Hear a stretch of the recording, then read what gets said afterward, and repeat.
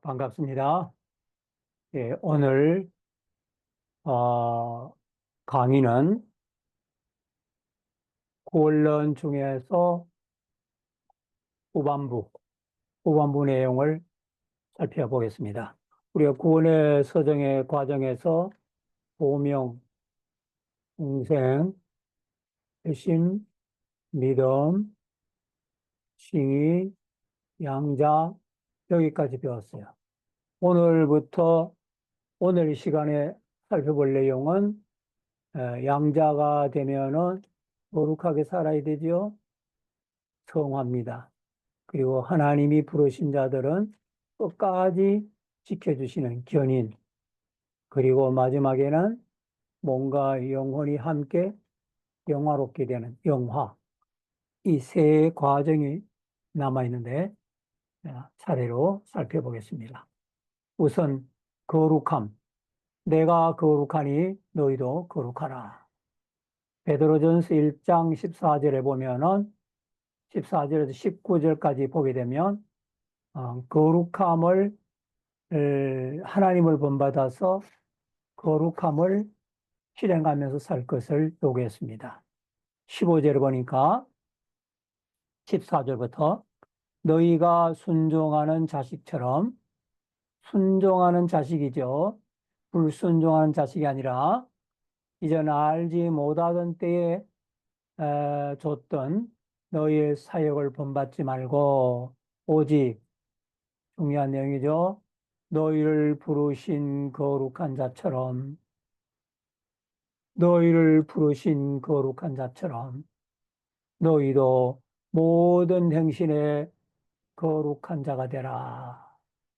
너희를 부르신 자가 거룩했다. 그러므로 너희도 거룩하라. 이 하나님을 본받으라는 것이죠. 거룩한 하나님. 그래서 하나님이 우리를 부르신 소명의 목적이 뭡니까? 우리를 거룩한 사람, 왕 같은 제사장 삼으려고 우리를 부르십니다. 거룩한 나라, 거룩한 백성. 그래서 기록하기를 뭐라고 했느냐? 내가 거룩하니, 성경 말씀에 내가 거룩하니, 너희도 거룩할지니라. 어? 내가 거룩하다. 그래서 너희도 거룩하라. 그거를 지금 요구하고 있는 거예요. 내가 거룩하니까 너희도 거룩하라. 거룩하게 사는 것이 좀 더 고상하고 멋있어서가 아니라 하나님을 본받는 것입니다. 하나님이 우리를 불러내신 그걸 본받는 거예요. 그 거룩이라는 이 말의 기본적인 의미가 뭔가 하면 자르다는 뜻입니다. 자르다. 자르다는 말에서 나온 자르다. 또는 잘라내다. 여기에서 무슨 개념이 생기는가 하면 구별의 개념이에요. 구별. 이 거룩함이라는 거는 다른 말로 하면 구별됨, 구별됨. 내가 구별되니까 너희도 구별되게 살아라. 하나님은 구별되시잖아요. 그 존재와 행하심이 구별되시는 거예요. 그의 존재는 모든 피조물을 초월해 계시는 겁니다. 그의 존재는 모든 우상과는 비교가 안 될 정도로 초월해 계시는 겁니다. 구별되시잖아요. 그리고 하나님의 백성들 또한 세상에서 불러낸 사람들, 불러낸 사람. 그게 에클레시아잖아요. 불러낸 사람. 세상에서 구별되게 살라고 불러낸 사람이에요. 그러니까 구별되게 살라고 불러낸 사람들인데 구별되게 살지 않으면 안 되는 거죠. 그 거룩함이 어디에서 나타나느냐? 어? 17절에 보면은 외모를 보시지 않고 각 사람의 행위대로 판단하시는 자를 너희가 아버지라 부른즉 아버지가 거룩하다는 거예요. 그 내가라고 말했는데 그 내가 누구냐? 나는 너희 아버지다. 내가 너희 아버지다. 자식은 아버지를 닮아야 되지 않느냐? 내가 너희 아버지로서 거룩하니까 너희도 나를 닮아라. 그러려면 어떻게 해야 돼? 두려움으로 지내라. 두려운 마음이 있어야 된다.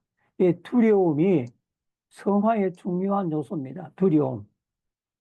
하나님에 대한 두려움이요. 그게 있어야 돼요. 오늘날 우리 시대를 가리켜서 두려움이 없는 시대라고 하잖아요. 두려움이 없는 시대. 이 하나님에 대한 두려움이 있어야 되는데 그런 두려움이 없는 시대에 살고 있는 겁니다.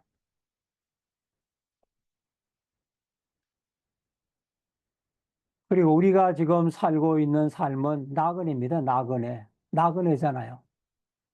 이 땅에 영원히 살려고 온 것이 아니라 이 땅은 천국 가기 위해서 온 하나의 길이에요. 천국에 가는 길이에요.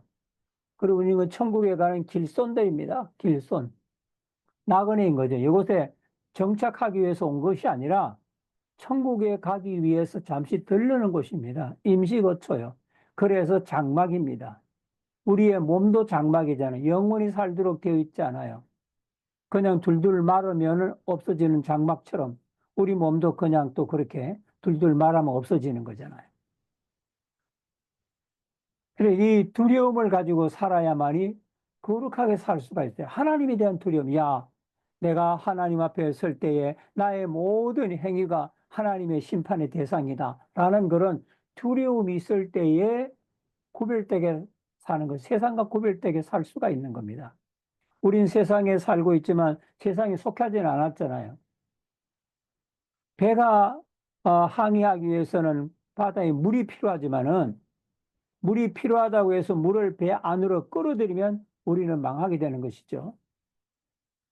우리가 세상을 이 항해하는 그런 사람이지만 세상을 끌어들이면 안 되는 겁니다. 우리 나그네요. 세상 사람과 같이 살게 되어서는 천국의 여정을 밟을 수가 없습니다. 또 우리가 하나님의 부르신 거룩한 자처럼 너희를 부르신 거룩한 여기 보면 순종하는 자식이라 그런 말이죠. 순종하는 자식. 순종하는 자식이란 말이잖아요. 그런데 여 밑에서는 또 뭔가 하면 우리를 뭐라고 그랬어요? 나그네다 이렇게 나그네.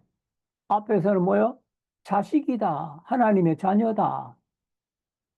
자녀의 신분이 있을 뿐 아니라 우리 뭐요? 나그네의 신분이다. 또 있어요. 너희가 알거니와 너희 조상이 유전한 망령된 행실에서 구속된 것은 은이나 금같이 없어질 것으로 된 것이 아니요. 오직 뭐요? 오직 점없고 흠없는 어린 양 같은 보배로운 피로 된 것이니라. 자, 여기에 또 하나의 우리의 신분이 나오죠. 구속된 자다. 구속된 자. 음? 우리는 하나님의 뭐요? 자식이요. 불순종하는 자식이 아니라 순종하는 자식입니다. 또 우리는 뭐요? 나그네입니다. 나그네. 응? 하나님의 가족을 향해 나아가는 나그네. 그러면서 우리는 또 동시에 뭡니까? 구원을 받은, 구속함을 받은 사람들입니다. 예, 구속이 아니라 구속이에요, 구속. 구속은 집어넣는 거죠, 감옥에. 구속은 감옥에서 구원해내는 겁니다. 그래서 구속이 아니라 구속이에요. 우리가 이처럼 그리스도의 보배로운 피로 말미암아 구원을 받았잖아요. 보배로운 피로. 보배로운 피로 구원을 받았기 때문에 거기에 합당한 뭐요? 거룩하게 살 의무가 있다는 것입니다. 그걸 지금 베드로가 흩어져 사는 나그네들에게 그걸 요구하고 있습니다. 그 이하의 쭉 설명이 나옵니다. 우리가 하나님의 자녀다. 하나님의 자녀에는 고통이 따른다. 하나님 자녀는 고통이 따른다. 제가 요 H0508을 고통 순종하기다. 이걸 패스해야 된다. 이거 필요한 학과목 코드가 이거다. 이렇게 말해요. 학과목 코드. 여기 뭐냐? 어, 밑에 풋노트를 보게 되면 히브리서 5장 8절이 나옵니다. 그래서 히브리어의 H여의 5장의 05, 8절의 08, H0508. 이게 뭐냐? 그가 아들이시라도 받으신 고난으로 순종을 배웠다. 아하. 고난을 통해서 뭘 배웠다? 순종을 배웠다. 순종을. 그래서 온전하게 되었다. 자기를 순종하는 모든 자에게 영원한 구원의 근원이 되신다. 고난을 통해서 순종을 배웠다. 우리들에게 거룩하게 살기 위해서는 고난이 우리에게 필요한 거예요. 고난은 성화의 중요한 수단입니다. 고난이 뭐요? 성화의 중요한 수단이요. 고난은 성화의 중요한 수단이다. 그래서 고난을 당해야만 우리가 거룩하게 돼. 고난 안 당해도 거룩하면 좋겠지요. 그런데 고난 당하지 않고도 거룩하게 될 수 있는 사람이 있겠어요? 없어요. 그런 사람 아무도 없습니다. 고생해야 우리가 겸손해지고 하나님을 두려워하게 되고 그래야만이 거룩함이 양육이 되는 거예요. 거룩함은 그냥 되는 게 아니에요. 양육받아야 돼요. 과정을 거쳐 나가야 됩니다. 그래야만이 거룩하게 되는 거예요. 그래서 이 고난이 우리에게 중요한 그런 거룩함의 수단인데 또 하나의 수단이 있어요. 그게 뭔가, 어? 기도가 있어요. 기도. 기도 또한 중요한 성화의 수단이에요. 고난이 성화의 중요한 수단이라고 했잖아요. 기도도 또한 뭐요? 기도 또한 성화의 중요한 수단이다.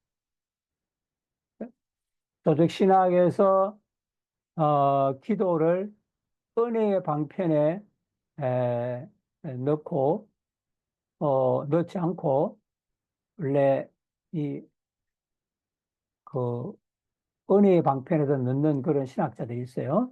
그러나 거기에 넣지 않고 성화의 과정에다가 넣습니다.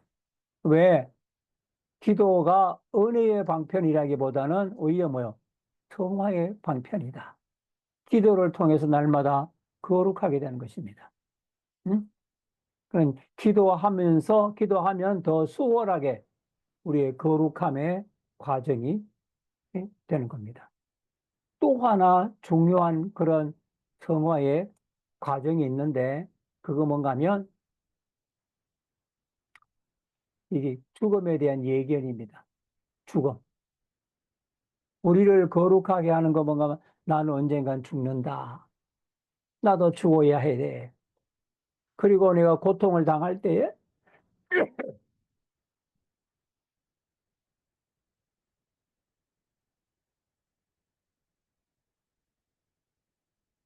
병에 걸렸거나 이러면요.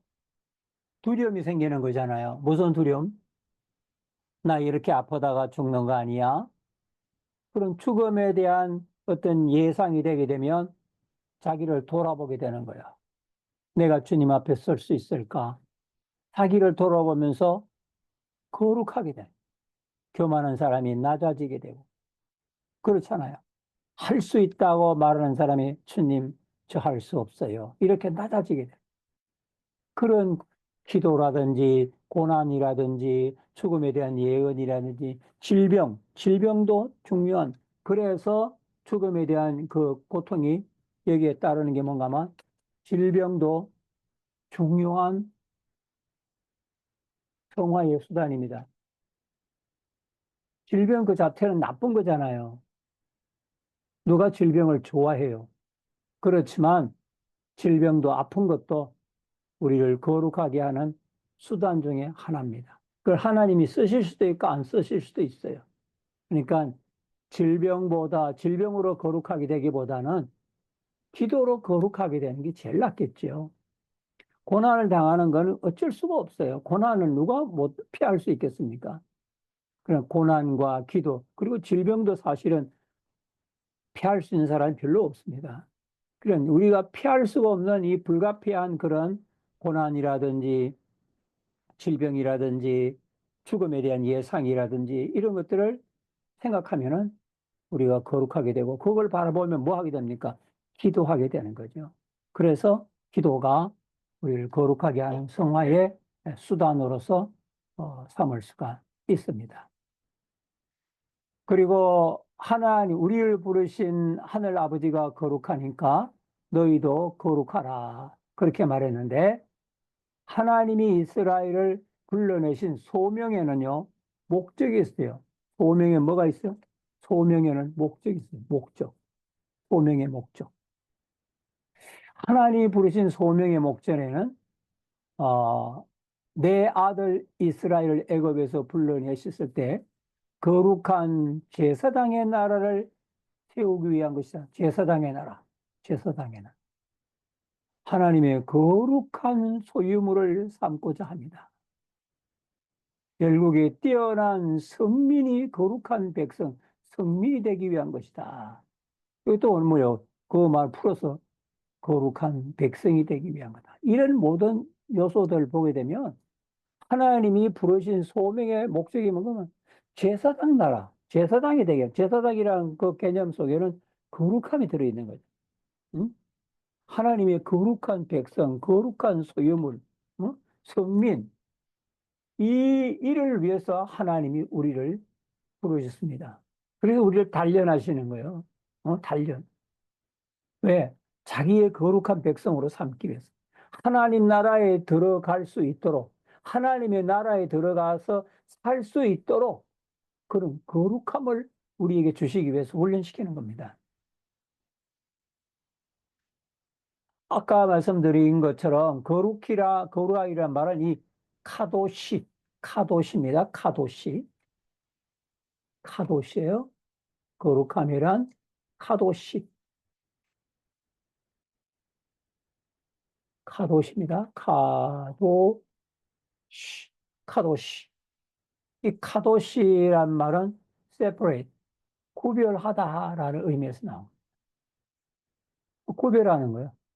하나님을 위해서, 하나님의 목적을 위해서 구별해 놓는 거예요. 그래서 우리가 이런 말에서, 거룩함이란 말이 파생됐어요. 하나님과 관련을 맺은 사람이나 물건이나 직분이나 장소, 여기까지 뭐요? 카도시란 말이 적용되는 카도시란 말이. 그래서 물건을 하나님을 섬기는 데 사용하도록 구별해 놓은 것이 뭐요? 성물입니다. 성물. 성물이에요. 가구를 구별해 내온 것이 성구.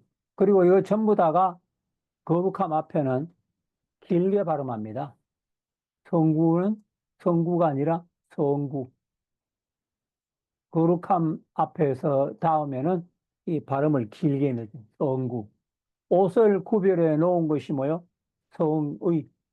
성의가 아니라 성의. 음? 길게 발음합니다. 책을 구별해 놓은 것이 뭐요? 성경이 아니라 성경. 성경이에요. 성경. 여기다 다 길게 장원 표시, 방점을 붙여요. 노래를 구별해 놓은 것이 성가, 성가입니다. 성가. 그리고 합창을 구별해 놓은 것이 성가대, 성가대. 무리를 구별해 놓은 것이 뭐요? 성도, 성도. 또 직분을 구별해 놓은 것이 성직, 성직. 장소를 구별해 놓은 것이 성소, 성소. 날을 구별해 놓은 것이 뭐요? 성일, 성일. 전부 다 방점 길게 발음합니다. 지표를 구별해 놓은 것이 뭐요? 성회, 성회. 이걸 모두 이런 것들을 가리켜서 파생된 거룩이다. 그렇게 파생된. 거룩의 본질은 누구예요? 하나님이잖아요. 거룩함의 본질은 하나님이세요. 하나님과. 그러니까 이거는 파생된 거기 때문에 본질적인 게 아니죠. 따라서 이런 걸 신격화시켜서는 안 됩니다. 신격화는 아니 됩니다. 아니 될 일이에요. 신격화 안 됩니다. 물건을 숭상하는 거, 이거 안 되죠. 그거 안 되는 거, 옷을 숭상하고, 이거 다 안 됩니다.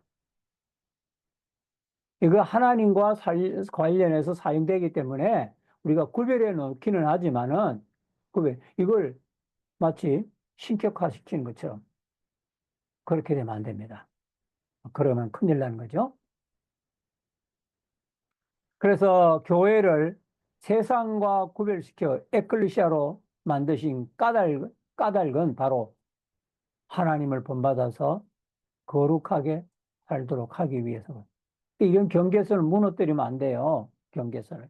하나님이 구별해 놓은 경계선은 우리가 지켜야 합니다.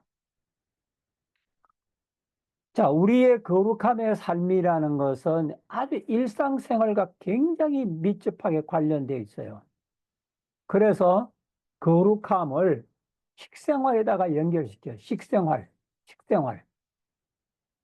먹는 게 얼마나 중요한 겁니까? 일상적인 것입니까? 그래서 하나님은 이 먹는 것을 거룩함에다가 연결시켜 놓습니다. 레위기 11장 44절과 45절이에요. 이거 중요한 구절입니다. 나는 여호와 너의 하나님이라. 앞에서 베드로가 인용한 구절이죠. 내가 거룩하니 너희도 몸을 구별하다. 의미가 나오죠. 여기 무슨 의미예요? 거룩하게 하는. 몸을 구별하게 하는 게 거룩함이에요. 땅에 기름 박혀 다니는 것으로 인하여 스스로 더럽히지 말라. 너의 몸을 구별하여 더럽히지 말거라. 나는 너의 하나님이 되고 너희를 애굽 땅에서 인도해낸 여호와라. 내가 거룩하니 너희도 거룩할지어다. 내가 여호와다. 응? 나는 너희의 하나님 여호와인데 나는 너희의 하나님이다. 나는 너희의 하나님. 근데 내가 뭐요? 거룩하니 너희도 거룩하라. 그 거룩함이라는 게 영적인 문제지만 동시에 뭐요? 몸을 구별하는 것으로 나타나는. 그 몸을 구별하는 방법 중에 하나가 뭡니까? 음식물이에요. 음식물. 음식물 규정이에요. 예? 몸을 구별하는 방편 중에 하나가 뭐요? 음식입니다. 음식을 구별하는 거예요. 중요한 내용이죠. 우리가 몸을 구별하려면 음식을 구별해야 돼. 왜? 몸은요, 먹는 것으로 만들어지는 거예요. 그런 말 있잖아요. 당신이 먹는 것이 당신의 몸이다. 음식과 몸이 다르지 않다는 거예요. 우리가 먹는 대로 몸이 만들어지는 거니까 건강한 음식을 먹게 되면 건강하게 되죠. 건강치 못한 식재료를 자꾸 먹게 되면 몸이 병들게 되는 겁니다. 먹는 것이 네 몸이다. 그래서 잘 먹어야 돼요. 잘 먹는다는 말은 뭐 호식하고 뭐 이렇게 좋은 걸 먹는다는 뜻이 아니라 어? 하나님이 지정하신 그런 태초의 먹거리 그걸 잘 챙겨서 먹는 거, 잘 먹는 겁니다. 응? 몸을 위해서 먹는 게 잘 먹는 거고 입맛을 위해서 먹는 것만이 아니라 몸을 위해서 먹어야 돼. 그게 잘 먹는 거예요. 하나님이 이스라엘을 구별했어요. 이스라엘을. 어디에서 구별하셨나요? 세상에서. 그걸 나타내기 위해서 애굽에서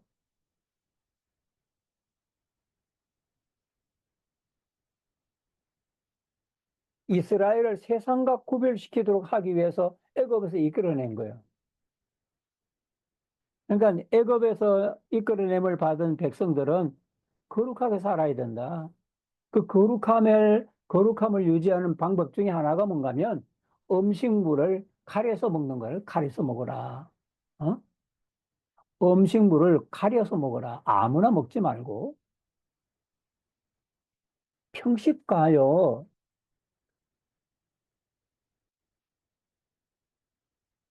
같은 것이 아니에요.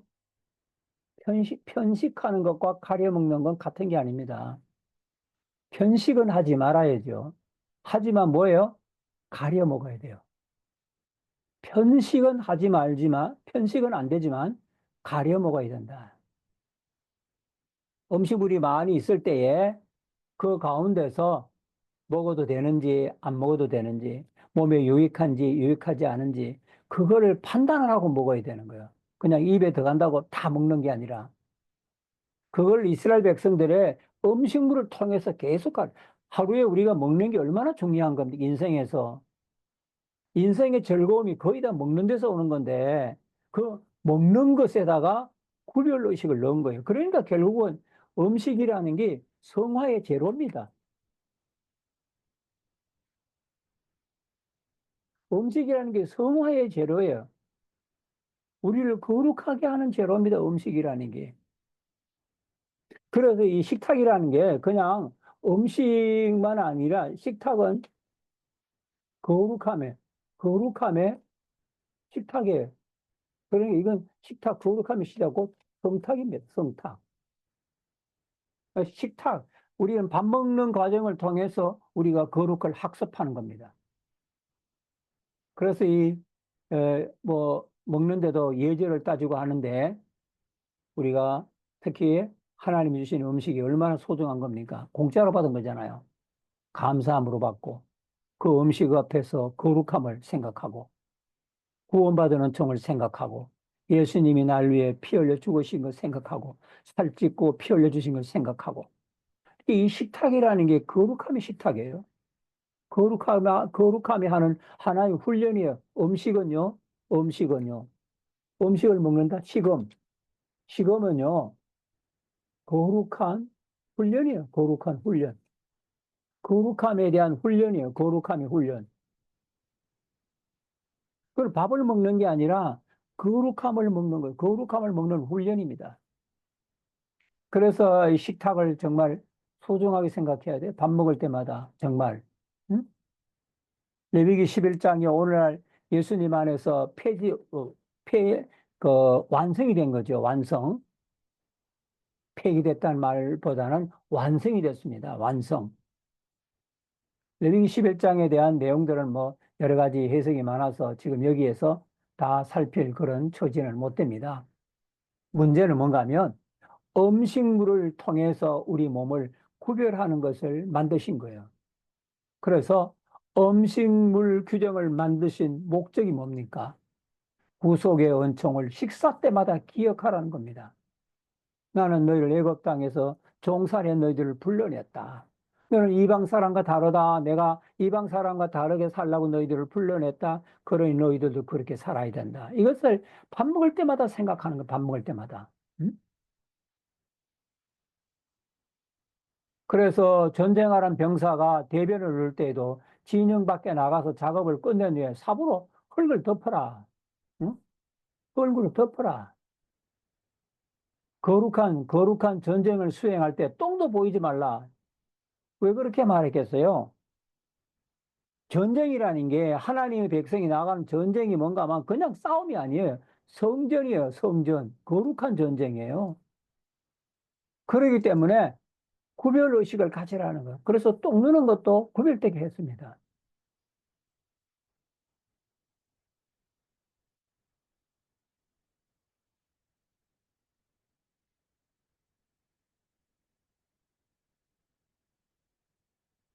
그 다음에 왜 우리가 거룩하게 살아야 됩니까? 우리 앞에는 심판이 기다리고 있기 때문이에요.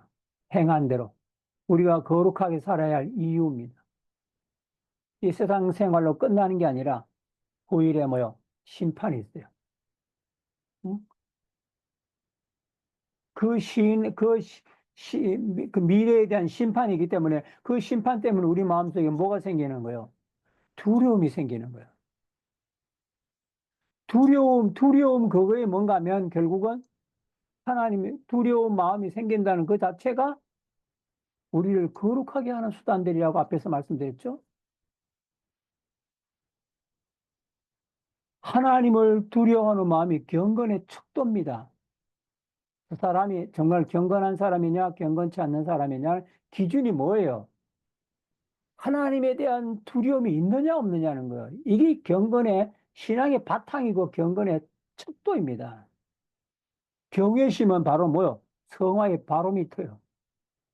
하나님에 대한 두려움 그 정도가, 하나님에 대한 두려움의 정도가 성화의 정도입니다. 어? 왜 그런가 하면 내가 하나님을 두려워한다는 것은 하나님이 얼마나 거룩한 분이신가를 아는 거잖아요.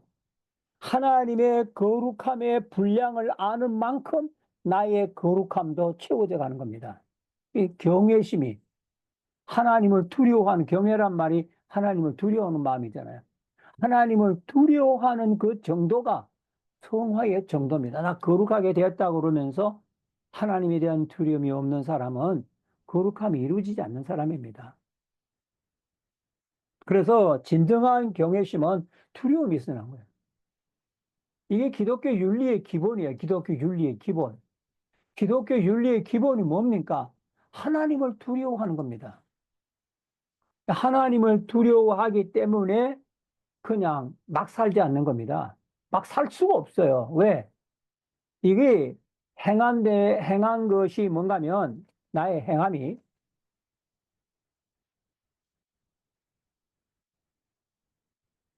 심판의 근거가 될 뿐만 아니라 상급의 기준이 되는 거예요. 내가 무엇을 행했느냐에 따라서 하나님이 나를 심판하세요. 동시에 뭔가 하면 상급이 기준이 되게 돼요. 내가 무슨 상을 받느냐. 그래서 우리가 하나님 앞에서 거룩하게 살려고 노력을 해야 됩니다. 마지막으로 왜 우리가 거룩하게 살아야 되는가 하면 우리가 받은 구원이 너무 소중하기 때문에 나 같은 죄인을 위해서 하나님의 아들이 피 흘려서 죽으신 겁니다. 그렇게 해서 나를 구원해 주셨으니까 어떻게 해요? 전심전력해서 구원을 날마다 이루어 나가야 돼요. 그래서 베드로전서 1장 22절에서 이렇게 말했어요. 진리를 순종함으로 진리를 순종함으로 너희 영혼을 깨끗하게 하여 거짓 없이 형제를 사랑하게 이르더니 마음으로 뜨겁게 비차 사랑하라. 응? 진리를 뭐 해야 돼? 순종해야 돼. 진리에 대한 순종이 있어야 돼요. 그래야 뭔가 거룩하게 되는, 영혼이 깨끗하게. 영혼이 깨끗하게 되는 게 뭡니까? 거룩하게 되는 겁니다. 아주 중요한 개념이에요. 그 영혼이 깨끗하게 되어야 뭡니까? 진짜 사랑할 수가 있다는 겁니다. 진리에 대한 순종이 있어요. 내 마음속에 진리가 있고 진리에 대한 순종이 있고 그래야 영혼이 깨끗하게 되고 그래야만이 서로 사랑할 수 있게 되는 겁니다. 제가 한 번은 좀 은혜를 받기 위해서 기도원을 찾아갔었는데 이 말씀을 주셨습니다. 그러고는 이 말씀을 받고는 제가 많이 하나님 앞에 회개했습니다. 내가 목사가 되어서 설교도 하고 가르치기도 하면서 내게는 뭐가 결핍됐느냐? 진리에 대한 순종이 결핍이다. 내가 하나님의 말씀을 전하는 만큼 살지 못했고, 말씀을 가르치는 만큼 내가 살지 못했다. 그게 그냥 나의 영혼을 치는 거예요. 그래서 은혜 받겠다고 갔던 거기에서 그냥 다시 내려왔습니다. 내가 은혜 받기 위해서 여기에서 있을 것이 아니라 내려가서 하나님 말씀을 진짜 순종하는 삶을 살아야 되겠다. 그런 결심을 하고 내려온 적이 있었습니다. 그래서 우리가 영혼이 깨끗하게 되는 건 앞에서 말했죠. 보배로운 피. 우리의 영혼이 깨끗하게 되는 성화의 방편이 영혼을 깨끗하게 되는 그것이 뭔가 하면 하나는 보혈이에요. 예수님의 피. 또 하나 뭡니까? 말씀이에요. 그 말씀 중에도 뭔가 막 순종, 순종.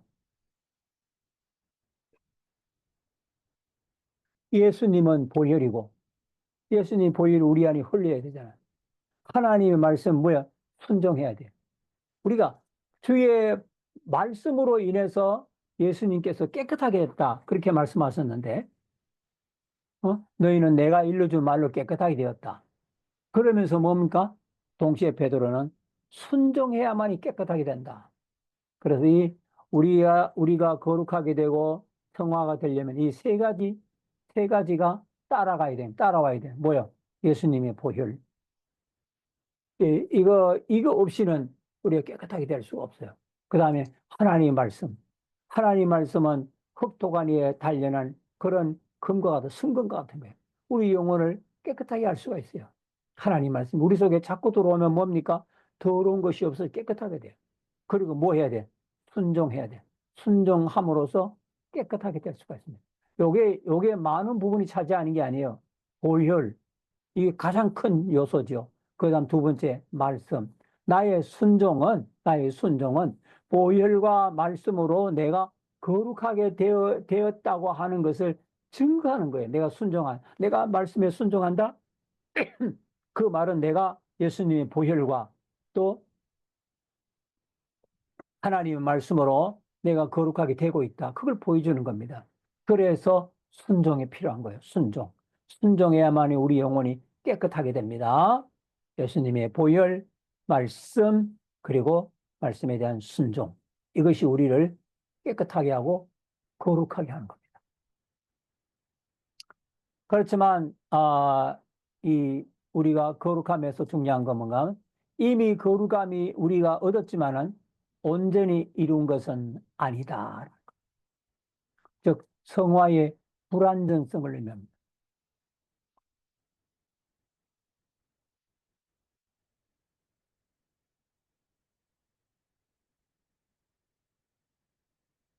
그거는 이 세상에서. 성화의 불완전이라면 이 세상에서 그렇다는 거예요. 이 세상에. 이 세상에서 우리의 성화는 불완전합니다. 성화는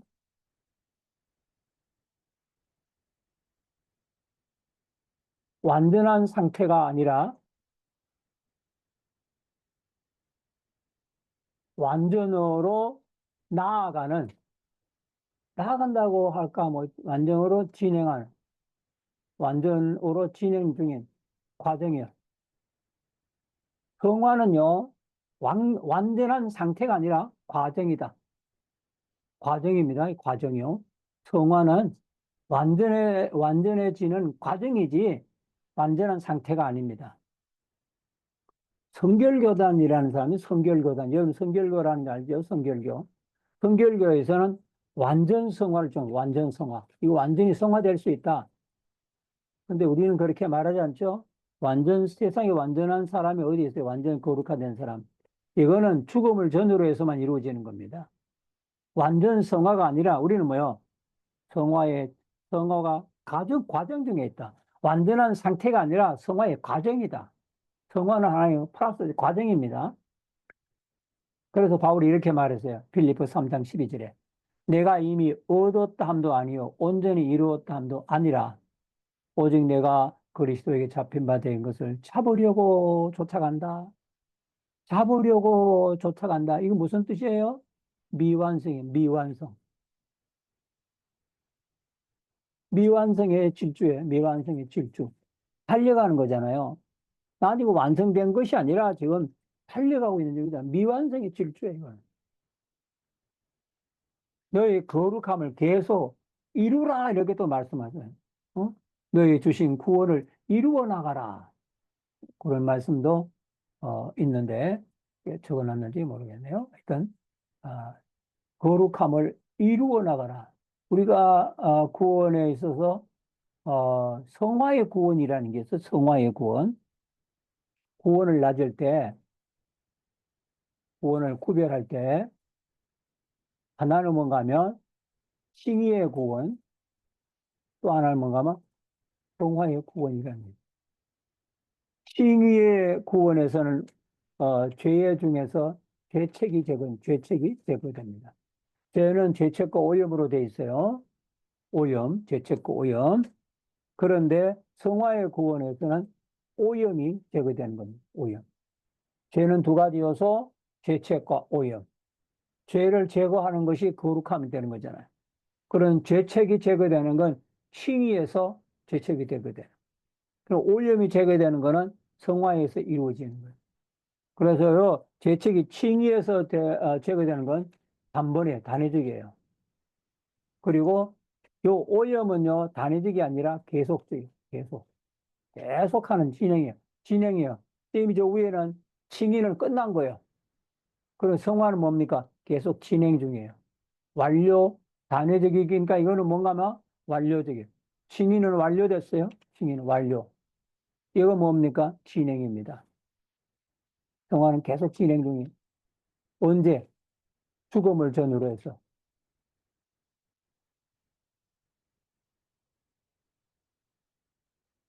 성화는요, 죽음을 전후로 해서만이 완성되는 겁니다. 영혼은, 영혼은 죽음, 영혼은 죽음, 죽음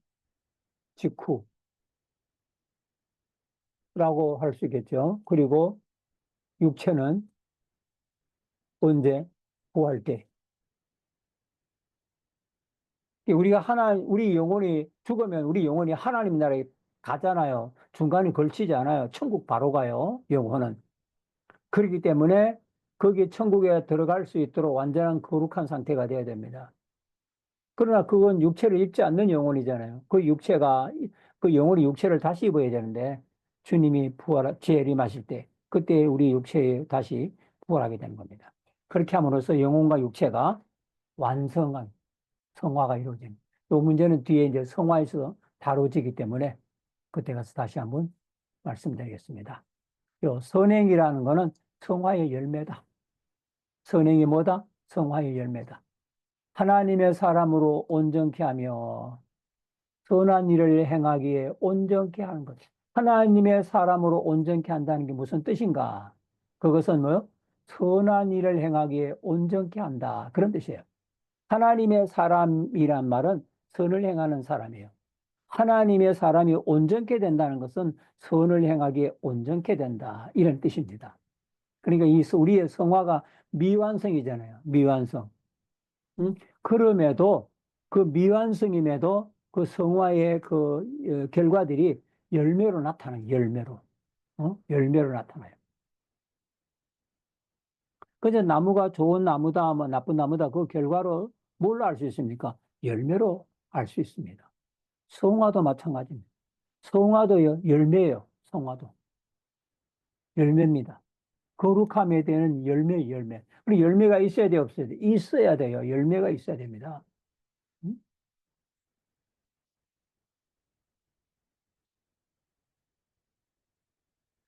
자, 다음 단계로 넘어가야 할 일이 많아서 기도는 성화의 중요한 방편이다. 이 부분은요, 어, 그, 요 기도 부분 중에서 주기도문, 조금 이따 설명하죠. 기도가 성화의 중요한 방편이라고 말해요. 김현성 시 중에 가을의 기도라는 게 있어요. 이 시의 일년은 이렇게 시작되는데, 가을에는 기도하게 하소서. 낙엽들이 지는 때를 기다려 내게 주신 겸허한 모국으로 나를 채우소서. 이 겸허한 모국어다. 기도를 가리켜서 뭐라 그랬어요? 겸허한 모국어다. 상당히 표현이 좋은 것 같아요. 어머니 뱃속에서부터 배운 모국어예요. 그게 모국어잖아요. 엄마라는 말을 배우기도 전에 기도하는 법을 우리는 배웠습니다. 기도가 필요한 존재입니다. 우리는요. 어머니는 아기를 가질 때 잘 자라가야 건강해야 된다. 튼튼해야 된다. 엄마 말을 잘 듣거라. 엄마 너무 힘들게 하지 말거라. 이미 대태중에서부터 엄마의 기도를 먹으면서 나온 사람이잖아요. 응? 하나님 우리 인간을 뭐요? 기도하는 존재로 창조했다. 저는 그렇게 생각합니다. 하나님 우리를 뭐요? 기도하는 존재로 무슨 뜻이에요? 하나님 없이는 못 산다는 뜻이에요. 그러니까 이 기도가 하나님 없이는 못 살게 되어 있는 우리들에게 필수적인 것입니다. 앞에서 말씀드린 것처럼 기도가 조직신학에서 차지하는 위치가 어디겠는가 하는 여러 가지 견해가 있지만 저는 성화의 방편에다가 넣었습니다. 기도가 뭔가? 서열이 문답에 이렇게 말해요. 98문에는 기도는 이렇게 하는 거다.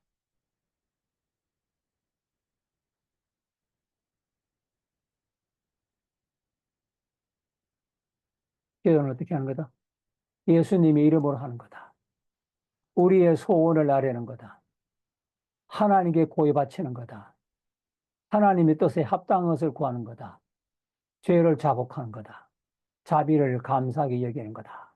이 소요의 문답에서 기도를 이렇게 정의를 내렸습니다. 이 말씀 속에 기도의 정의가 있는 거죠. 기도는 뭐요? 마음의 소원을 아뢰는 거다. 마음의 소원을 아뢰는다. 마음의 소원. 그래서 마음의 소원을 그냥 아뢰면 돼요. 뭐 꼭 좋은 것만 하는 게 아니라 하나님의 뜻에 그 맞는 거 우리가 어찌 다 알겠어요. 마음의 소원이 있으면 기도하면 됩니다. 기도는 하나님께 하는 겁니다. 하나님께. 우상은 안 되지요. 사람도 안 되죠. 들어줄 수가 없습니다. 기도는 하나님의 뜻에 합당한 것을 구하는 겁니다. 기도는 죄를 자복하면서 자비를 감사하는 겁니다. 예수님의 이름으로 기도하는 겁니다. 성령님의 도우심으로 하는 겁니다. 그래서 대여리문서 178문에는 성령님의 도우심으로 말미암아 이 말이 추가가 됐어요. 예, 성령님의 도우심으로 우리가 기도하게 됩니다. 예수님은 기도의 사람이에요. 언제든지 기도하죠. 새벽 늦게까지 나가서 기도하죠. 예수님은 기도의 모범이죠. 밤기도, 산기도, 광야기도, 금식기도, 뭐 모든 기도의 원형은 전부 다 뭐요? 예수님에게 다 있어요. 예수님에게. 모든 기도의 원형은 예수님에게 찾아볼 수가 있습니다. 그 내용도 여러분 한번 쭉 보시길 바라고요. 우리에게 기도를 가르쳐 주옵소서. 이 주기도문인데요. 주기도문. 요 부분은 주기도문의 강의 부분은 중간고사 시험입니다.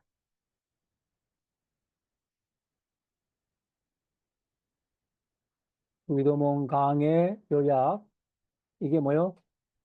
중간고사 과제물이요. 과제물이라는 거 이걸로 중간고사를 대체합니다. 그 밑에 나오는 주기도문 강의 요약은 중간고사 과제물을 대체합니다. 쭉 여러분이 이렇게 기도하라. 중요한 내용들이 많이 들어있으니까 꼭 여러분이 참고하시고 요약을 해서 제출해 주시기 바랍니다. 중간고사입니다.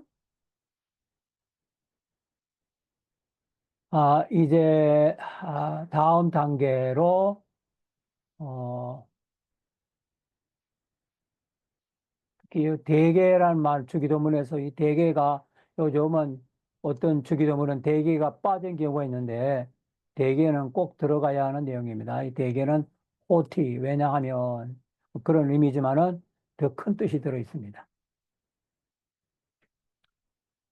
그 다음에 자기 사람들을 끝까지 사랑하시니라 이거는 견인입니다. 견인. 견인이라는 의미가 뭔가 하면 견인이라는 의미가 하나님이 자기 사람들을 끝까지 붙잡아 주신다는 거예요. 견인이란 말. 우리의 구원은 already 난 이시죠. 난 예시죠. 우리의 구원은 뭐요? already 난 예시예요. 이미 우리가 구원을 받았어요. 그거는 칭이지요. 그러나 아직이에요. 뭐요? 성화입니다. 칭의는 이미 already예요. 그러나 성화는 아직이에요. 그래서 구원에는 이 두 부분이 있어요. 이미 얻은 구원과 아직 이루어지지 않, 완성되지 않는 구원. 이 두 과정이 있습니다. 그렇지만 주님은 자기 사람들을 끝까지 사는 요한복음 13장 1절을 보니까 예수님은 자기 사람들을 사랑하되 끝까지 사랑하시니라. 하나님 우리를 끝까지 붙잡아 주신다. 그런 이야기. 여기도 에베소 1장 13절에도 성령님은 기업의 보증인이시다. 구원의 보증이 나에게 있지 않고 성령님에게 있다. 그렇게. 구원의 확실한 보정에 대한 성경 구절들을 모아보세요. 구원을 확실히 보정하는 성경 구절들. 요한복음 6장 37절에 내가 결코 내어 쫓지 않는다. 내게로 오는 사람은 내가 내어 쫓지 않는다. 내가 내어 쫓지 않는다. 안 쫓아낸다. 요한복음 6장 38절에 하나도 잃어버리지 않는다. 하나. 요한복음 10장 28절에 내 손에서 빼앗을 자가 없다. 요한복음 10장 29절에 아버지 손에서 빼앗을 수가 없다. 요한복음 13장 1절 앞에서 말한 끝까지 사랑하시니라. 이것도 부족합니까? 빌립보 1장 6절에 보니까 우리가 확신하노라. 디모데후서 1장 12절에 정한 덕이 지키실 줄을 확신함이라. 디모데후서 4장 18절에 천국에 들어가도록 구원하시리니 할렐루야 할렐루야 천국에 들어가도록 구원하시리니 우리가 천국에 들어가기까지 우리 구원을 책임지는 거예요. 내가 노력해서 천국에 들어가는 게 아니라 주님이 우리를 천국에 들어갈 때까지 구원에 대한 책임을 진다는 거예요. 요걸 견인의 교리는요, 견인의 교리는 오직 개혁주의만 가지고 있습니다. 뭐요? 견인의 교리는, 견인의 과정, 구원의 과정은,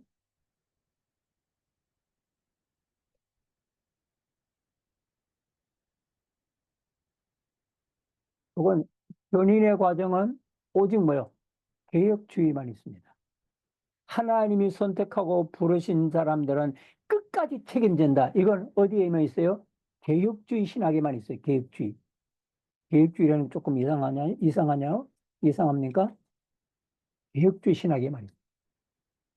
리폼드 디얼라지만 이 과정이 있어요. 견인. 하나님이 끝까지 자기 백성을 책임진다. 어? 이거는 믿다가 타락한 사람은 어떻게 하느냐? 그 사람은 애초에 구원받을 사람들이 아니에요. 구원받을 사람들이 아닌 사람, 뭐, 그냥 고기에 어떻게 하다 보면 고기에 들어온 나쁜 고기와 마찬가지예요. 밭에 뿌려진 가라지처럼. 마지막 하나의 과정이 남았죠? 그 과정이 뭡니까? 영화라는, 영화. 영화. 글로리피케이션. 주와 같이 될 줄을 아노라. 우리의 영화는 뭡니까? 주님처럼 되는 거예요. 우리의 영화는요, 주님처럼 되는 거예요. 예수님처럼. 요한 1서 3장 2절에 이렇게 말했어요. 중요한 구절입니다. 사랑하는 자들아. 우리가 지금 하나님의 자녀다. 그런데 장래는 어떻게 될 것은 아직 나타나지 않았다. 지금 우리가 하나님의 자녀지만 하나님의 자녀임에도 세상에서 뭡니까? 우리가 하나님의 자녀임에도 세상에 뭐요? 핍박을 받고. 그렇죠? 무시당하여. 세상 사람들에게 핍박을 당하고 무시를 당하고 천대받잖아요. 그렇죠. 천대받고. 하나님의 아들의 대우 못 받아요. 어? 하나님의 아들, 신자, 하나님의 아들의 대우를 못 받고 있어요. 대우를. 세상에 우리가 살고, 진짜 우리가 법적으로 하나님의 아들인데, 하나님의 아들 대우 못 받고 살고 있잖아요. 그러나, 장래는 어떻게 되느냐? 그가 나타나심이 되면, 주님이 오시면, 그래서 주님이 오시에 이게 필수적인 거예요. 왜? 지금 우리가 하나님의 자녀인데 하나님의 아들 대우 못 받고 살고 있잖아요. 대우를 받으려면 누구 오셔야 돼? 우리 맏아들인 형님, 하나님 맏아들인 예수님, 우리의 형님, 예수님이 나타나셔야 돼요. 그가 오시면 우리가 그와 같을 줄 아는 것은 누구와 같다? 우리가 예수님과 같이 된다. 그의 계신 그대로 우리가 예수님 같이 된다. 예수님의 모습을 우리가 같이 보게 된다. 부활하고 승천하신 그 예수님, 영광스러운 그 예수님, 예수님처럼 되는 게 우리 구원의 목표입니다. 하나님은 우리를 자기의 외아들인 예수님처럼 되기까지 우리의 구원을 전적으로 책임지고 계신다는 겁니다. 여기에 구원의 놀라운 축복이 있는 겁니다. 응? 구원의 보증이라는 게 내 노력과 내 결단에 의한 것이라면 어떻게 우리의 구원을 보증할 수 있겠습니까? 안 되는 겁니다. 우리 넘어지고 100번 또 넘어지는 거예요. 성령님께서 우리의 구원에 대한 보증이 되시며 구원에 대한 확실한 보증을 써주신 것입니다. 이것 때문에 우리가 이 땅에 사는 동안 힘들고 어려움이 있고 그래도 극복해 나가는 겁니다. 오늘 강의는 여기까지 하도록 하겠습니다. 여러분 수고 참 많으셨습니다. 다음 시간 또 뵙겠습니다.